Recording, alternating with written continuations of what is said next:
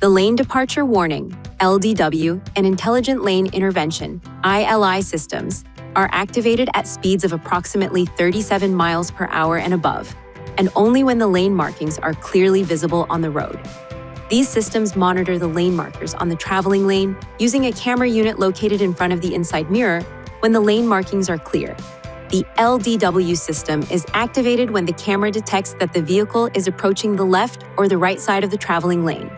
The steering wheel will vibrate, and the lane departure warning indicator light will blink in the instrument panel. When ILI is activated, the system helps assist the driver return the vehicle to the center of the traveling lane. This switch is used to turn the ILI system on and off, which is activated by the same conditions as the LDW system. To enable or disable the systems, use these controls to select Settings, Driver Assistance, Lane Assist, then select the system you want to turn on or off and press the OK button.